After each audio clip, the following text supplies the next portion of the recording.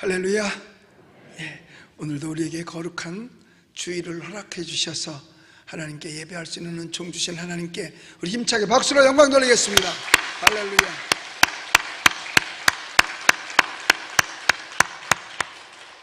그리고 국내외에서 이 시간을 기다렸다가 함께 예배에 참석해 주신 수많은 하나님의 사랑하는 자녀들 위해 하나님의 크신 사랑과 은총이 충만하시기를 예수님의 이름으로 축복합니다. 우리 사람이 살아가면서 가장 많이 서로가 또 스스로에게 묻는 것이 있습니다. 그게 바로 뭐냐? 인간이 뭐냐 하는 질문이죠. 철학적인 것 같지만 사실 이 질문은 일생 동안 묻고 대답해야 하는 문제임이 분명합니다. 인간이 뭔가? 여기에 대해서는 옛날부터 지금에 이르기까지 여러 철학자들이 여러 가지 측면에서 이론과 학설을 많이 내놨습니다. 이 모든 것을 종합해보면 간단하게 몇 가지로 요약되기는 합니다. 첫째가 뭐냐? 인간을 향해서 인간은 동물이다, 그렇게 이야기를 합니다. 이게 바로 뭐냐? 유물사관론이죠. 요즘 이미 쇠퇴해진 공산주의가 다시 서서히 고개를 들고 있는데 바로 이 공산주의 철학이 여기에 기초해서 가르치고 있어요. 그러니까 그들은 유물론자지요. 그리고 그들은 무신론입니다. 그렇기 때문에 하나님이 없다 그러는 거죠. 그래서 엄격히 따지면 공산주의의 적은 민주주의가 아니고 기독교입니다. 왜? 기독교인은 하나님을 믿는 유신론이니까요. 그래서 공산주의자들이 가르치는 게 뭐냐? 동물로부터 왔다고 해서 바로 진화론을 가리키는 겁니다. 그러니까 우리 사람도 원숭이가 변해서 이렇게 진화되어 가지고 지금 사람이 되었다. 근데 그거를 인정하면서요, 너무 심한 것 같아요. 동물원에 가면은요, 원숭이 놀려. 뭐라고? 원숭이 어디는 빨개? 감히 조상한테 그럴 수 있을까요? 그리고 진화를 했다. 그러면 진화는 계속해서 발전해 나가는 거잖아요. 그럼 중간이 있어야 되잖아요. 사람과 원숭이가 서로 닮은 비슷한 중간이 있어야 되는데 중간이 없거든요. 없다는 얘기는 진화하지 않았다는 증거가 되는 것입니다. 그러면 사람들을 가리켜서 동물로부터 왔다는 그 진화론, 그러니까 사람은 근본적으로 동물이라는 것을 강조하는 게 그들에게 대단한 거예요. 그러기에 여기서 동물이기 까닭에 그들 속에는 뭐냐? 인간의 양심이라는 것이 없다는 겁니다. 양심이라는 이야기는 서로 통하지도 않는 거예요. 인간이 동물이다라고 규정짓고 나면 그때 다른 본능적인 동물의 욕망에만 이끌려 살아간다라고 생각하기 때문에 그 속에 여러분 동물의 양심이 있어요? 있을 수가 없는 거지요. 그러니까 동물처럼 양육강식이요 적자 생존이라는 말이 나오게 되는 것입니다. 그 힘 있는 게 최고라는 거지요. 그 다음에 뭐냐면 철학적으로 인간을 신이다, 뭐 그렇게도 철학적으로 표현하기도 합니다. 사실은 신보다는 권력을 가지면 자기가 신이 되고 싶은 거죠. 그러니까 과거 로마 시대도 황제가 신 역할을 했어요. 외정 때도 일본이 천황이잖아요. 신이란 말이야. 그래서 동방 예배라고 해서 신사 참배를 했던 겁니다. 스스로 권력을 가지면 신이 되고 싶은 거죠. 북한의 김일성이도 자기가 신격화해서 신호를 받들고, 심지어 중국도 신격화시키고 있는 것입니다. 그러니까 사람이 권력을 갖게 되면 신이 되고 싶은 그런 욕망이 있기 때문에 인간을 신이다라고 표현을 하게 됐어요. 또 한 표현은 뭐가 있냐? 인간을 동물과 신의 중간이다, 이런 헛소리도 하고 있는 겁니다. 깊은 곳에 눈꼽만한 양심이라도 있다면 그렇게 하지 못할 거예요. 그러면 성경에서는 뭐라고 말하고 있느냐? 성경은 복잡하게 말하지 않습니다. 성경에서는 하나님께서 모든 만물을 창조하신 후에 사람을 만들고, 흙으로 빚어서 사람을 만들고 그 속에 생명을 불어넣어 주신 다음에 이것을 가리켜서 사람이라고 칭하셨습니다. 그리고 결론 지으시기를 뭐라고 말하느냐 하면, 사람이니까 모든 것을 다스리라는 겁니다. 만물의 으뜸이라는 거예요. 여러분, 사람들이 싸움하면서 그래요. 뭐 돈 가지고 싸움할 때 보면 사람이 먼저지 돈이 먼저냐, 사람 나고 돈 났지 무슨 돈 나고 사람 났냐, 이런 얘기를 하거든요. 아니에요. 돈이 있기 전에 물질이 있어서 그 물물 교환을 해서 돈 대신 사용했거든요. 그러면 여러분, 사람을 하나님께서 만들 때 제일 마지막에 만들으셨어요. 사람이 먼저라서 사람을 먼저 만들었다면 사람은 낳자마자 흑암 속에서 헤매야 돼. 왜? 빛도 없었으니까. 그리고 땅이 혼돈하며 수렁 같은데 그 속에서 헤맸어야 돼요. 그런데 모든 것을 다 만들어 놓은 다음에 사람을 위해서 만들어 놓고 사람을 만든 후에 그걸 다 사용하도록 하셨어요. 그리고 뭐라고 하냐? 다스리라고 말한 겁니다. 그러니까 사실 만들어진 순서는 사람이 제일 나중이지만, 그러나 모든 물건은 사람을 위해서 만들어진 겁니다. 사람이 물건을 위해 사는 것이 아니라 모든 물건이 사람을 위해 있는 거예요. 여러분, 자녀를 잉태한 부모가 아무것도 준비를 안 하는 거예요. 왜냐? 낳아봐서 이쁘면 목욕통도 사오고 베레 쪼고리도 사오고 젖병도 사오고 하지, 못생겼으면 안 해, 이러는 부모는 하나도 없습니다.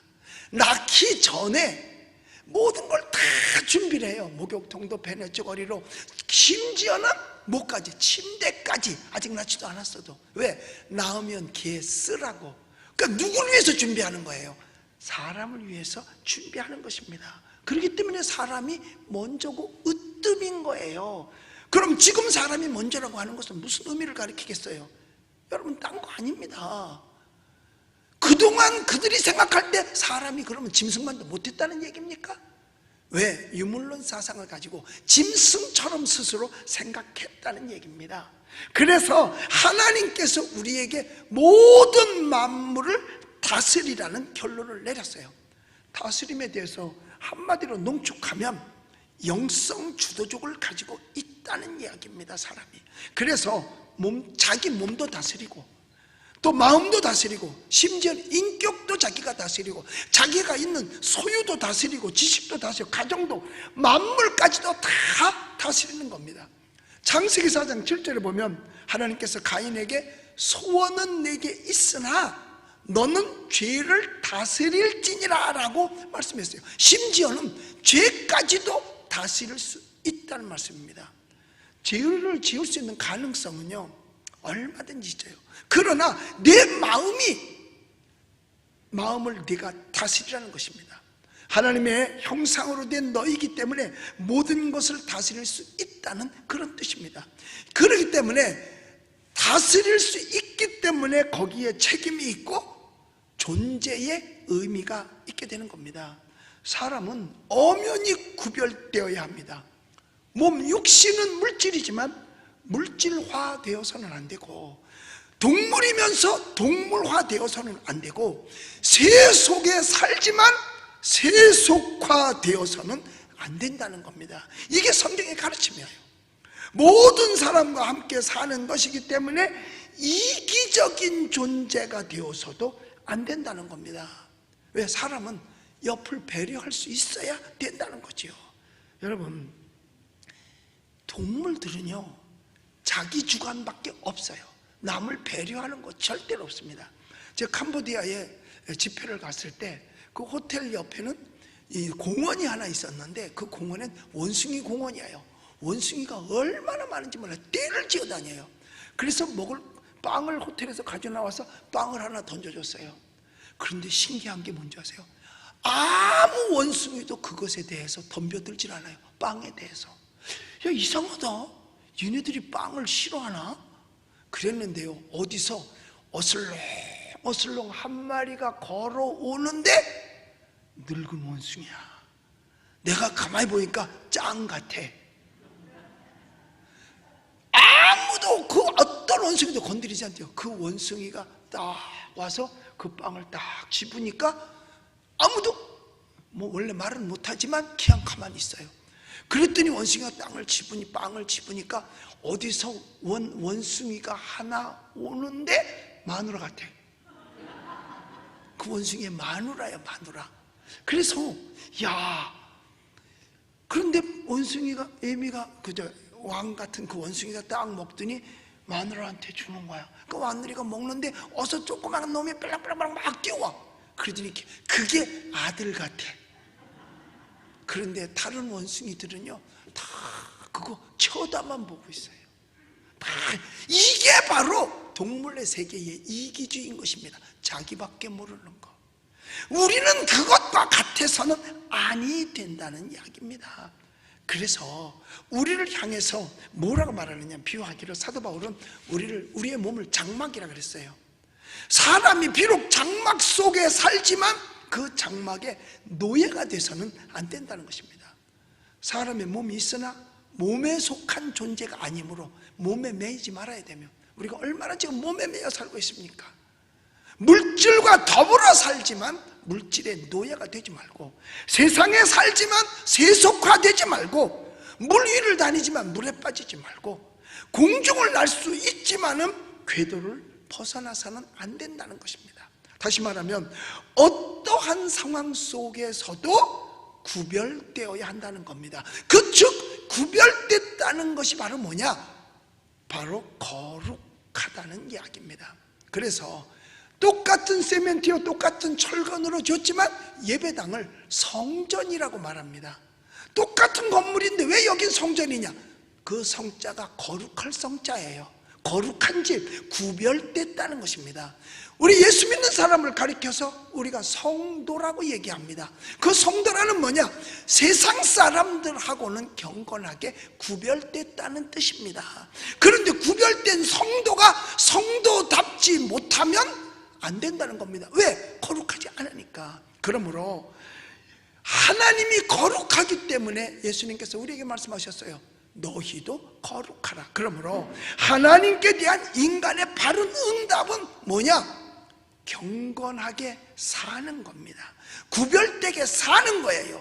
다시 말하면 인간은 하나님을 두려워하는 마음으로 거룩 지향적 존재로 살아가야 한다는 겁니다. 오늘 성경 본문은 예수님이 십자가에 달리시기 전에 여러분과 저의 죄를 대속하시고 우리를 사망에서 생명으로 옮겨주시기 위해서 십자가에 달려 죽으셨잖아요. 그런데 그 십자가에 달리시기 전날 밤에 제자들을 불러서 하신 설교 말씀입니다. 오늘 13절 17절까지는 아주 중요한 예수님이 남기신 유언과도 같은 거예요. 그 중에서 특히 오늘 본문은 여태까지 한 긴 설교를 다 모아서 짜가지고 마지막 결론적으로 말씀하시면서 마지막 기도로 마무리하고 있는 모습입니다. 거기서 기도가 뭔 줄 아세요? 제자를 향한 세상에서의 마지막 기도의 주제가, 하나님 저들을 진리로 거룩하게 하옵소서라고 하는 소원입니다. 거룩하게 살게 해달라는 거예요. 오늘 우리를 향한 주님의 기도도 똑같아요. 오늘 이 시간도 주님께서 우리 마음 가운데 오셔서 거룩하게 되기를 원하고 계시는 겁니다. 세상 사람들하고는 좀 구별되라는 것이죠. 죄와 멀어지고 거룩한 성일이면 나와서 하나님 앞에 예배하고 말이에요. 그런데 이 복잡하고 죄가 만연한 세상에서 사실 거룩하게 사는 것이 이렇게 썩 쉬운 것만은 아닙니다. 어떻게 거룩해질 수 있겠어요? 그러나 예수님의 기도는 뭐냐?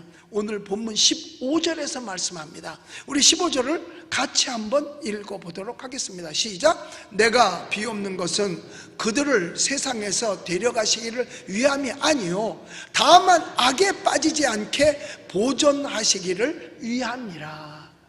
여기서 내가 비옵기는 저들을 세상에서 데려가기를 위하는 것이 아니라는 거예요. 어떻게 보면 예수님 왜 그러시지?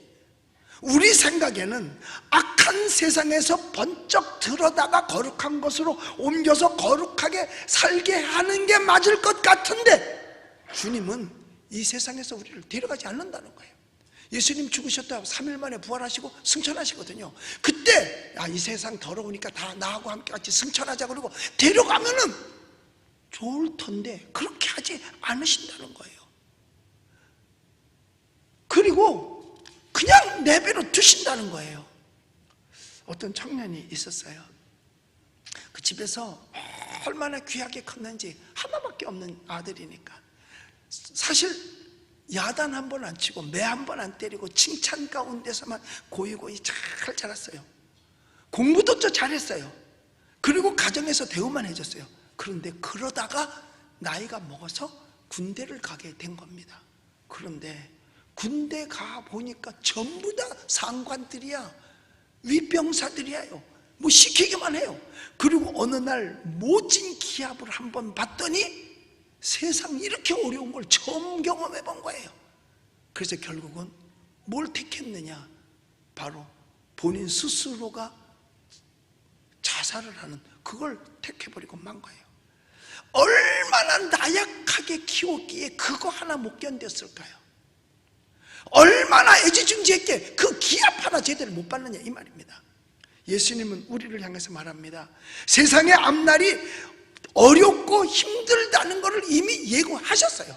승천하시기 전에도 이 세상에 환난과 기근과 지진이 있고 뭐 많은 이런 것도 있다고 말했어요. 너희를 핍박하는 핍박도 있고 배신도 있고 부도덕함도 있고 그리고 배교도 있을 것임을 이미 예고했습니다. 그러나 세상에서 데려가시기를 위함이 아니라고 말했어요. 이런 환난이 다 있다고 하면서도 우리를 안 데려가신다는 거예요. 예수님 가실 때 안 데려간다는 거죠. 이렇게 위험한 세상이라면 사실은 데려가셔야 내 거룩함을 지킬 수 있을 거 아니겠어요? 여기서 어떻게 하라는 걸까요? 마태복음 10장에 보니까 우리 예수님께서 제자들을 파송하실 때 말씀하신 것이 있어요. 그 비유 말씀은 뭐냐? 내가 너희를 세상에 보내는 것은 양을 이리 가운데 보내는 것과 같다. 어떻게 다 아시면서 그렇게 하셨을까? 내가 지금 계시면 한번 궁금해서 물어보고 싶어요. 아니 어떻게 양을 늑대의 소굴로 보내느냐 이거예요. 다 아시면서, 가면 죽을 것 뻔히 알면서. 그런데도 어쨌든 예수님은 그렇게 말씀하시면서도 제자들을 세상으로 보내셨어요. 오늘 본문도 예수님은 이 악한 세상에서 제자들을 데려가시지 않겠다는 말씀으로 결론을 짓잖아요. 여러분, 이 세상이 얼마나 악합니까? 정말 악한 세상 아니에요. 그 대표적인 예가 과거부터 지금까지 내려오면서 말이에요. 여러분, 예수님께서 이 땅에 오셔서 병자를 고치고 죽은 자를 살리고 나약한 자 강건하게 하고 배고픈 사람들 먹여주고 좋은 일 하신 것밖에 없어요. 그럼에도 불구하고 예수님을 십자가에 못 박아 죽인 세상인데 뭐 더 할 말 있겠어요? 그걸로 끝난 게 아니에요. 역사 속에 계속 내려오면서 로마 제국은 예수 믿는 사람들을 핍박하면서 원형 경기장에다 집어넣고 사자밥이 되기도 했고, 또 북한에서는 자기를 키워준 삼촌마저도 고사포로 쏴서 죽이기도 하고 말이에요. 그리고 사람이 먼저라고 하면서 24주가 지나면 이제 거의 인큐베이터에 들어가면 정상인도 될 수 있는데도 불구하고 그거를 법으로 정해서 없애도 된다, 살인을 독려하고 있고, 아예 법으로. 그리고 간통은 이미 죄가 아니야, 마음대로 해도 괜찮아 하면서 이미 법으로 정해놓고. 얼마나 세상이 악하면 그럴까요? 동성애도 합법화시켜서 동성혼까지 만드는 변태적인 일 아니겠어요? 이런 것까지도 만연하게 법으로 해서 조장하는 이런 사회가 지금 얼마나 악해가고 있다는 것을 우리도 짐작할 수 있잖아요. 이런 악 속에서 우리로 거룩하라는 거예요. 이런 악 속에서 우리를 지키라는 겁니다. 되게요, 가정을 보면요, 첫째는 진짜 귀하게 여겨요. 과잉보호를 하죠. 우리 집에도 보면 그래요. 우리 형님이 있고 내가 있는데, 형님은요 세상에 계란 후라이를 해도요 딱 한 개만 해. 그럼 누구 줘? 큰아들 줘. 왜? 큰아들이 그 집의 기둥이라고. 야, 네가 공부해서 커서 뭐 우리 집을 끌고 가야 된다 뭐 어쩌다 하면서 계란 후라이를 해도 하나 줘. 그러니 내가 그때 계란 후라이를 얼마나 먹고 싶었겠어.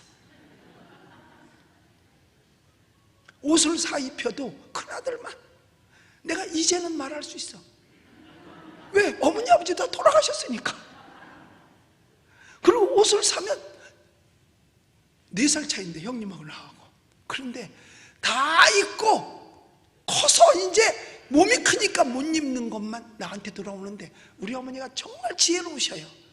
형 거 얻어 입으면 돼. 이게 아니라 내가 오늘 형 옷 뺏어서 줄게. 뺏어 입으니까 기분이 안 나빠. 왜? 내가 뺏어 입는 사람이 됐으니까. 참 형님들은 보면 이런 과잉보함이 있어요. 근데 둘째는요 별로 안 해. 그냥 내버려 둬. 혼자 크라고 내버려 둬요. 그러니까 어느 정도 잘할 땐 돌봐주다가 내버려 두는 거, 이것도 사실 참 중요한 거죠. 이스라엘 자녀 교육법이 그렇다 그래요. 처음에 아기 때만 잘 돌본대요. 근데 아기들마저도 잘 안 돌본다 그래요. 이 유태인들의 자녀를 할 때, 교육할 때 유태인들은 항상 위험 속에 살아요. 적이 늘 있으니까. 그러니까 농사 짓지, 그 다음에 싸워야지. 그러니까 아기 돌볼 틈이 없어요. 그래서 이런 상자 안에 큰 상자를 놓고 그 안에다가 모세 오경을 기록해 놓은대요. 이게 파서 칼로 파가지고 모세 오경을 써놔. 그리고 거기다 꿀을 발라 놓은대요. 그러면 애가 울다가 떡 가서 붙어. 그럼 달달해. 그런 거 빨아먹는 거야. 그러니까 혀끝에 모세 오경을 배기게 하는 거야. 이렇게 혼자서도 길렀어요. 그러니까 이스라엘 사람들은 보호도 하면서 그냥 내버려 두는 거예요. 그런데 이 교육이 지금 세계를 제패했잖아요.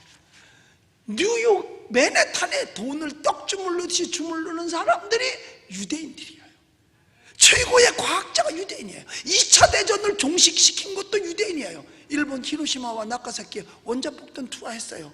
그 원자폭탄 투하하니까 일본이 두 손 들었거든요. 그 원자폭탄을 만든 사람이 누구예요? 아인슈타인 아닙니까?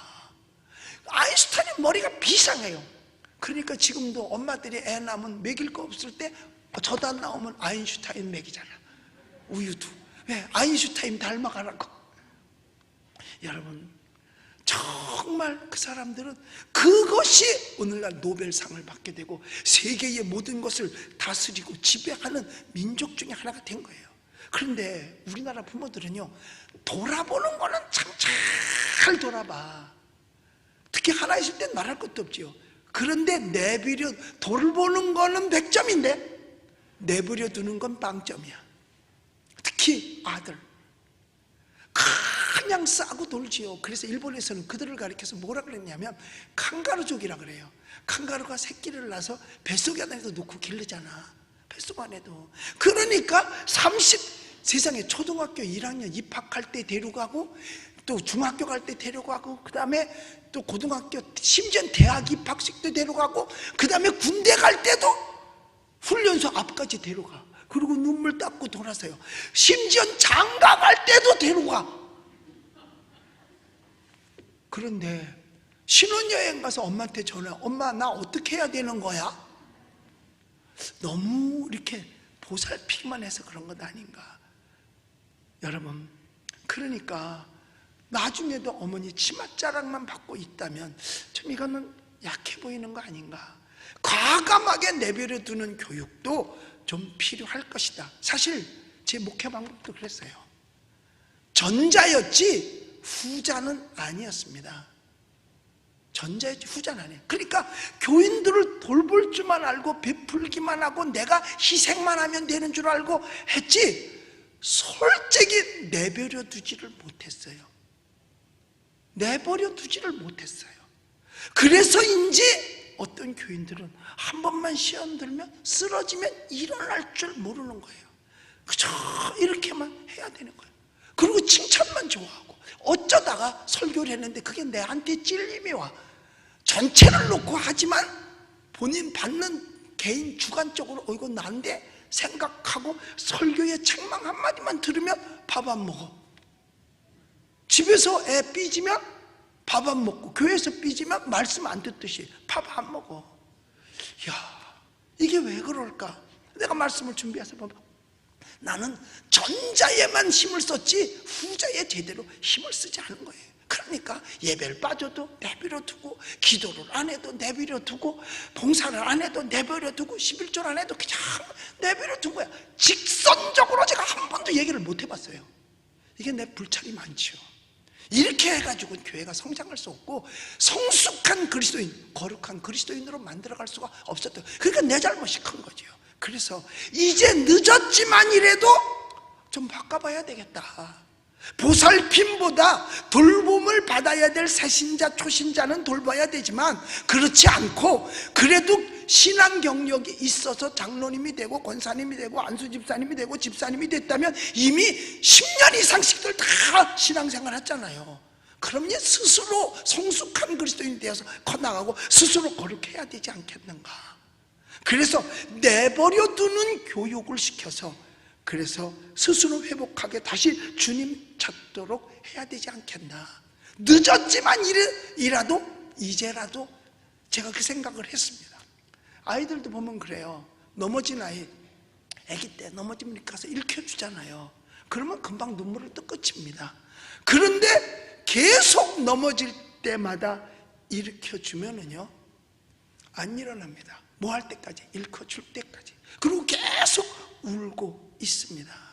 그냥 계속 울어요. 그러나 혼자 내버려둔 아이는요, 넘어져도 누가 안 일으켜주니까 울지도 않고 얼른 일어나서 바지 툭툭 털어요. 어떤 애는요, 계속 울길래 내가 한번 해봤어요. 이리 와, 목사님이 일으켜줄게. 넘어진 애한테 이리 와, 목사님이 일으켜줄게. 그러니까 일으켜달라고 오더라니까. 우리는 혼자 일어날 줄 아는 그런 크리스찬들이 되어야 되는 것입니다. 혼자 일어날 줄 알아야 돼요. 언제까지 일으켜줘야만 됩니까? 여러분, 예수 믿는 사람은 위험해도 배울 것을 배워야 하고, 어려워도 감당할 것을 감당해 나가야 승리할 수 있는 것이고, 내 거룩함을 지킬 수가 있는 겁니다. 그래야 또 발전됐고요. 예수께서 사랑하시는 제자들을 이 세상에서 데려가지 않으시고 그냥 두겠다고 하시는 이 깊은 뜻을 오늘 우리는 알아야만 하는 거예요. 알아야 되는 거죠. 그 다음에 제자들을 그냥 두는 것만이 아니라 늑대의 소굴로 집어넣어 보내시겠다라는 말씀을 합니다. 아버지께서 나를 세상에 보낸 것처럼 나도 너희를 세상에 보낸다라고 했어요. 우리 18절을 한번 같이 읽어보겠습니다. 18절 시작. 아버지께서 나를 세상에 보내신 것 같이 나도 그들을 세상에 보내었고. 예수님께서 이 땅에 오셨잖아요. 뭐 좋은 세상이라고 십자가지로 오셨거든요. 그런데 예수님이 두고만 가는 게 아니라 어려운 곳으로 내미신다는 겁니다. 내민다는 거예요. 저희를 세상에 남겨두는 것만 아니라 보내겠다. 오늘 우리도 보냄을 받았다고 하는 이 의식을 가져야 돼요. 창세기 10장에 보면 하나님께서 아브라함을 택하시고 아브라함을 고향을 떠나서 이방 나라로 보내십니다. 여러분, 지금도 한번 이사 가기란 그렇게 쉽지 않습니다. 그래도요, 과천에서 또 평택에서 세상에 우리 교회가 오고 싶다고 집 팔으려고 내놨대. 어떤 사람은 팔려가지고 3개월 있다 이사 온다고 문자가 왔어. 아니, 그렇게 기분이 나빠? 왜 아멘을 안 해? 사실 이 집 살던 동네 떠난다는 게 지금은 괜찮아요. 어디 가든지 집이 있으니까. 그런데 그때 당시만 하더라도 아브라함은 갈대아 우리에 살았어요. 거기서 농사 지면서 살았어요. 거기를 떠나면 자기 땅이 없어. 그리고 함께 도와주는 친척도 떠나면 없어요.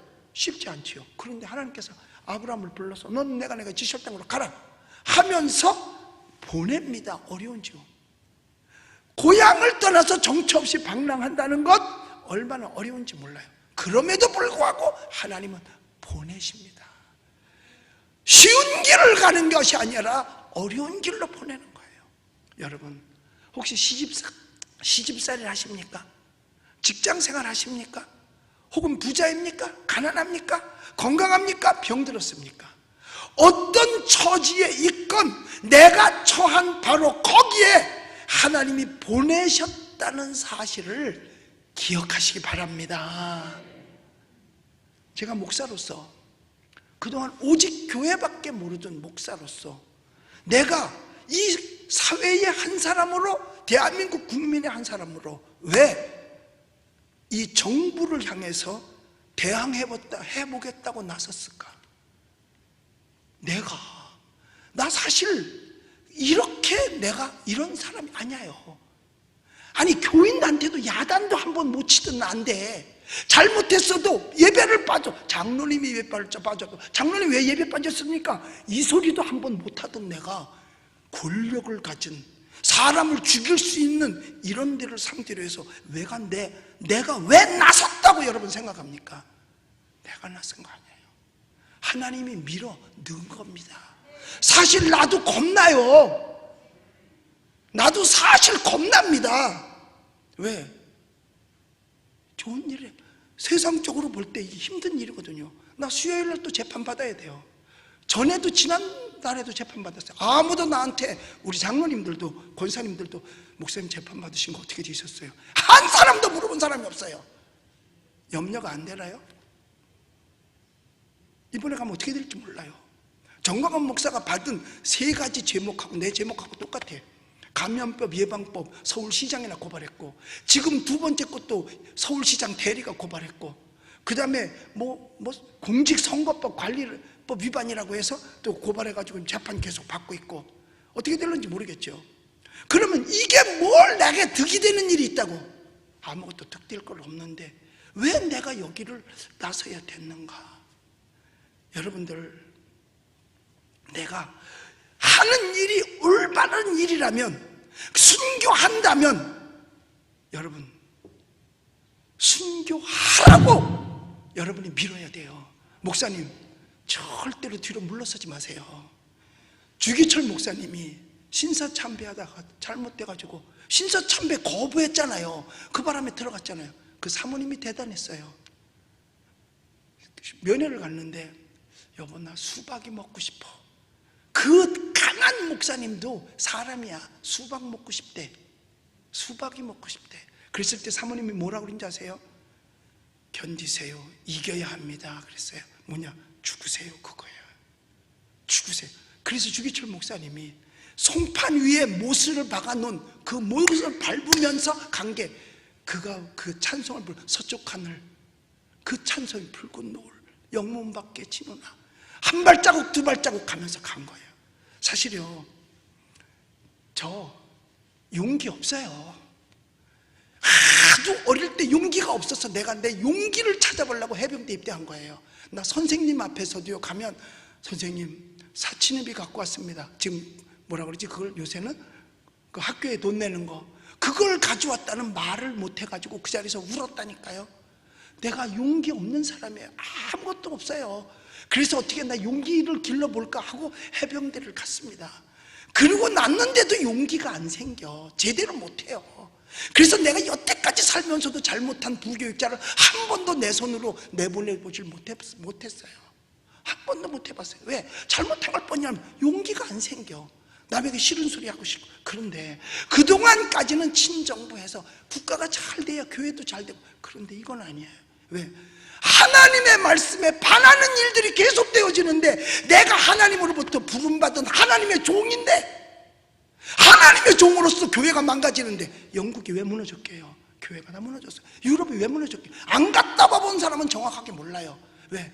기도만 하고 있었어요. 하나님이 다 알아서 해주겠지. 천만의 말씀. 그동안에 국회에서는 웃음거리 만들고 교회에서 땅땅땅 국회에서 쳐버리니까 교회 문 닫게 된 거예요. 결국은 그 법이 통과된 뒤로 5년 만에 그냥 교회는 싹 문 닫아 버리고 말고, 댄스홀로 바뀌고 슈퍼마켓으로 바뀌고 도서관으로 바뀌고 또 모슬렘 사원으로 바뀌고 다 바뀌어버리고 말았어요. 아직 그래도 남아있는 데가 있는데 뭐냐? 목숨 걸고 지키는 청교도적 신앙을 가진 곳만 몇 군데만 남아있을 뿐입니다. 그래서 영국에서는요, 100명만 모이는 교회면요, 여의도 순복음교회 같은 대우를 받는데, 그만큼 다 무너진 거예요. 가만히. 그래서 여러분 생각해 보세요. 하나님의 말씀에 반하는 것을 진행을 해도 교회가 가만히 있는다? 이건 교회 아니에요. 그걸 목사가 가만히 있는다? 그럼 목사 아니에요. 이 소리가 듣기 싫으면 여러분 좋은 목사님 만나러 가세요. 그런 소리 하나도 안 하고 예수 사랑 예수 사랑 맨날 그 소리만 하는 대로 가세요. 안 잡습니다. 못 잡았지요. 왜? 나는 해야 될 것, 난 죽음을 내놨으니까 각오하고 가는 거니까. 왜? 나 용기 없는 사람이에요. 오늘도 부를까봐 떨려. 솔직하니 붙잡으러 올까봐 떨려. 솔직히 나도요. 그래서요, 여러분들이 기도해야 돼요. 목사님 비겁하게 돌아서지 마세요. 앞으로 가세요. 앞으로 가세요. 프랑스의 어떤 목사님이 그 68혁명 당시에 68혁명이 금하는 것을 금한다는 거거든요. 그러니까 성경에서 금하는 것을 해라 그 소리야. 그럴 때 목사님이 나서서 그걸 반대하고 나섰어요. 그때는요, 이 세느 강이 피로 물들었대요. 그런데 한 목사님이 했는데 잡혀갔어요. 잡혀갔다가 나와가지고 돌아섰어요. 겁이 나가지고 돌아서니까 교인들이 돌로 쳐서 죽여버렸대요. 비겁하다고. 나는 돌 맞기 싫어. 솔직하니 목사님, 나는 목사님이 앞장서서 나가서 하나님의 말씀을 지키고 교회를 지키기 위해서 애썼는데 그럼에도 불구하고 목사님 지금 보니까 형편없네요. 그럼 나한테 돌을 던지세요.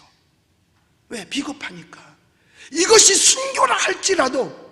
그래서 저는 날마다 요즘 기도합니다. 예수님도 겟세마네 동산에서 기도하지 않았으면 그거 감당 못해요. 왜? 인간인데 배고파셨던 분이에요. 그래서 무화과 나무 밑에서 무화과 하나 따시려고 했던 분이에요. 육신이라 이 말이에요. 그러면 인류의 쓴 잔을 앞에 놓고 그거 감당하기 쉽지 않죠. 그래서 감당하기 위해서 하나님 내 뜻대로 마옵시고 아버지 원대로 하옵소서 하고 기도를 해서 십자가를 감당한 거예요. 저도 요즘 날마다 그 기도합니다. 하나님, 혹시 내게 어려움이 닥친다 하더라도 뒤로 물러서지 않게 해주세요. 마다하지 않게 해주세요 하고 기도합니다. 여러분들이 밀어주세요. 내가 앞장서 가면 장로님들이 밀어주시고 목사님이 가시면 우리도 뒤따라갈게요 할 수 있는 게 외정 때 신앙을 지켰던 교회의 모습이고 이것이 초대교회의 모습이에요. 초대교회들은요, 베드로가 붙잡혀가고 이랬을 때요, 다 같이 모여가지고 뭐 한 줄 아세요? 하나님, 베드로 선생님 좀 나오게 해주세요. 나오게. 그들의 기도를 하나님 들으셔서 천사를 통해서 베드로를 끌어냈잖아요. 여러분들, 나 비겁해지지 않도록. 비겁하면요, 손가락질 하세요. 목사님 그따구로 살지 말라고. 나 여태까지 교회 잘못 다녔다고. 당신 같은 목사였다면 난 벌써 그만뒀어야 되는데 당신 그렇게 비겁하게 살지 말라고. 여러분들이 저를 향해서 손가락질 하세요. 그래서요, 거룩하게 하옵소서, 이 말은 뭔지 아세요? 털어서 먼지 안 나게 해주시옵소서라는 말과 똑같은 거예요. 거룩은 깨끗하다는 거거든요. 만약에 내가 털어서 먼지 날 것이 많이 있다면 이 정부가 나를 가만 내버려 뒀겠어요? 벌써 데려갔죠. 벌써 데려갔죠. 이 말은 깨끗하여 함을 의미합니다. 나뿐만 아니라 모든 신앙인들이 예수 그리스도 안에 들어왔으면 회개하고 난 다음에 털어서 먼지 나오지 않도록 하는 것이 거룩한 성도가 되는 거예요. 이게 하나님의 형상과 모양을 닮아가는 겁니다. 소극적으로는 악에 빠지지 않게 보호하기 위함이지만 적극적으로는 하나님 지향적인 생, 하나님의 모양과 형상 닮은 거룩함이 우리 속에 있어야 한다는 겁니다. 여러분, 우리 후회가 어디서 오는 줄 아세요? 돈 못 벌었어요? 천만에 돈 못 벌었다고 그렇게 후회하지 않습니다. 권자에 못 앉아도 후회하지 않습니다. 가장 근본적인 후회가 뭔지 아세요? 죄와 타협했을 때예요. 그리고서 내가 죄를 졌을 때, 깨끗하게 살지 못했을 때 부끄러운 거예요. 그리고 거기서 내가 왜 이러지? 하고 후회하게 되는 겁니다. 우리는 소속이 분명해야 돼요. 그리스도께서 세상에 속하지 아니한 것처럼 우리도 세상에 속하면 안 되는 겁니다. 세상에 살지만 속물이 되어서는 안 된다고 하는 겁니다. 우린 세상에 속하지 않았잖아요. 예수 믿는 순간 우리의 시민권은 하늘에 있잖아요. 우리는 언젠가 주님이 콜을 하면 툭툭 털고 일어나서 주님 앞에 가야 되는 거 아니겠습니까? 여러분 생각해 보십시오. 우리나라에서 제일 돈이 많은 분이 엊그제 돌아가셨잖아요. 그분이 가진 돈이 18조 원이래요. 18조 원을 경부고속도로에다가 10,000원짜리로 깔아도 다 못 깔고 돈이 남는데, 그 정도로 많은 돈이에요. 그런데 그 양반 그거 한 개도 가져. 그래서 성경에 말씀하셨어요. 오늘 저녁에 내가 네 생명 걷어가면 그거 네 것이 되겠느냐. 그 말씀이 그대로 맞았잖아요. 자기는 18조 원을 가지고 있었지만 그것이 네 것이 되었느냐. 사실 우리는 다 사형 선고를 받아놨습니다. 날짜만 다를 뿐이에요. 언젠가는 우리도 손 다 툭툭 털고 주님께로 가야 되는 것이에요. 여기서 오래 살 것이 아니라 잠시 머무르는 곳임을 알아야 돼요. 어떤 사람은 호텔을 예약해도 3일 만에 나가는 사람이 있고 일주일 만에 나가는 사람이 있고 보름 만에 나가는 사람도 있거든요. 이 세상은 호텔과 같아. 잠시 왔다가 가는 겁니다. 저도 생명 내놓은 사람이니까요. 이미 내 유통기간은 정해져 있습니다. 우리는 종말론적인 운명과 종말론적인 약속에 대해서 분명하게 알아야 되는 거예요. 선교사 리빙스턴이 아프리카에 복음을 전하기 위해서 얼마나 가서 수고를 많이 하셨습니까? 근데 1896년에 영국으로 안식년으로 돌아왔어요. 그때 글래스고 대학에서, 영국의 유명한 대학이죠, 박사학위를 이제 받게 됐습니다. 그는 아프리카에서 사자한테 물려서 한쪽 팔을 잃어버렸어요. 여러분, 이 일반 조그만 동물들은 살을 뜯어 먹지만 이 큰 짐승들은 아예 딱 물으면 뼈가 부러집니다. 우리 집에도 티벳 마스티프, 학명은 티벳 마스티프, 우리나라 말로는 사자견이라고 하는데, 그 황석 박사님이 저한테 선물로 하나 줘서 우리 집에서 60kg가 되도록 길렀거든요. 60kg. 그럼 몇 킬로래야 놀래는 거야, 걔가.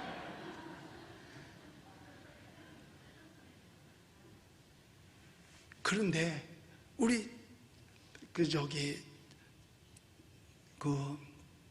족발을 하시는 집사님이 계세요. 그래서 저한테 가끔 배달을 이렇게 해주세요. 요새는 내가 전화를 안 했더니 안 배달해 주더라고. 근데 그 족발을 이렇게 오거든요. 당산동 허브 족발, 유명한 족발이에요. 인터넷에 치면 나와요. 내가 오늘 광고해 줬어요. 그런데 족발을 먹고 뼈다귀를 주잖아요. 딱 물은 그냥 뚝 부러져요.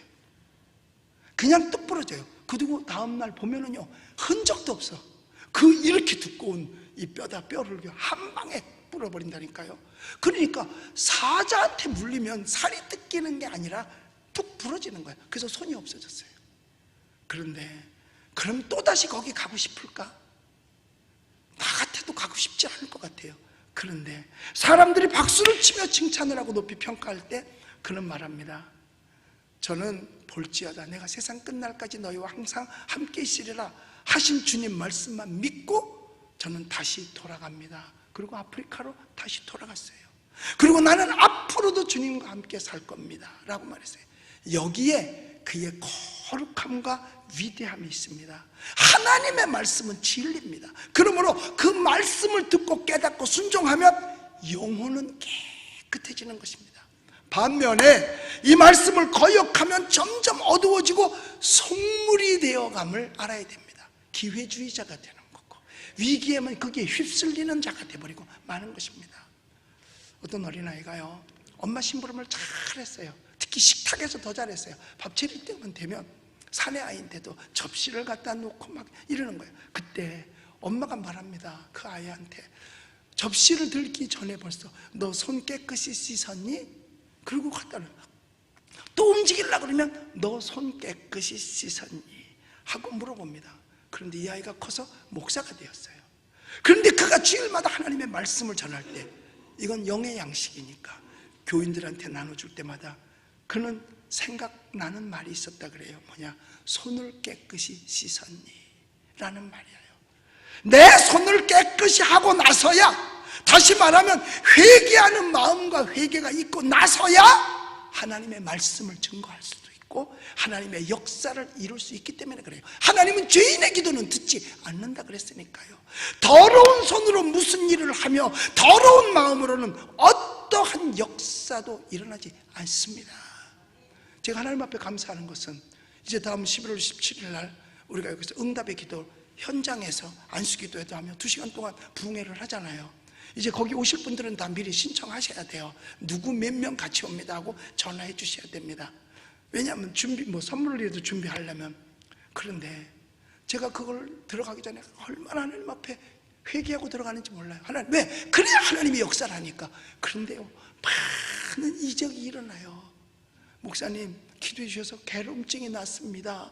먼 데서도 손 얹고 기도하라 그럴 때 그 사람이 기도 제목을 올리지도 않고 다른 사람이 올린 기도 제목에 우리 이 시간에 기도 같이 합시다 했는데 딴 사람이 응답받고 문자를 올리기도 하고 하나님의 역사가 많이 일어나요. 그래서 제가 하나님 앞에 감사하는 게, 그래, 세상 끝날까지 내가 너와 함께 함이라 하신 말씀처럼 지금도 하나님은 나와 함께 하시는구나.